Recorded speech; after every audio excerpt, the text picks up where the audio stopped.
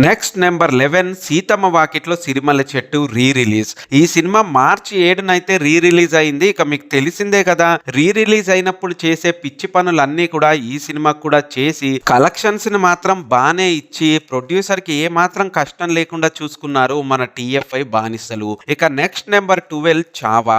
మార్చి 7న తెలుగులో అయితే ఈ సినిమా రిలీజ్ అయింది.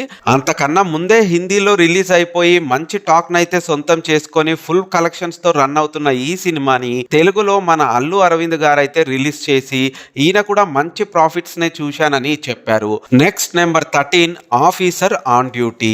మలయాళంలో ఫిబ్రవరి 20న రిలీజ్ అయిన ఈ సినిమా అక్కడ మంచి టాక్ తో రన్నింగ్ లో ఉండగా మన తెలుగులో మార్చి 14న డబ్బై రిలీజ్ అయింది. అయితే మన తెలుగులో ఈ సినిమాని పెద్దగా ఎవరైతే పట్టించుకోలేదు. కానీ ఈ సినిమాకి 13 కోట్ల బడ్జెట్ పెట్టి తీస్తే 54 కోట్ల వరకు వసూలు చేసి మంచి ప్రాఫిట్స్ అయితే ప్రొడ్యూసర్ కి చూపించింది. ఇక నెక్స్ట్ నెంబర్ 14 దిల్ రుబా. మన కిరణ్ అబ్బవరం నుంచి వచ్చిన మరో ఆనిముత్యమే ఈ దిల్ రుబా. మార్చి 14న రిలీజ్ అయిన ఈ సినిమాకి 25 కోట్లు బడ్జెట్ పెడితే సినిమా మాత్రం 12 కోట్లు వసూలు చేసి నష్టాలతో ఇంటికి వెళ్ళింది. ఇక నెక్స్ట్ నెంబర్ 15 కోట్.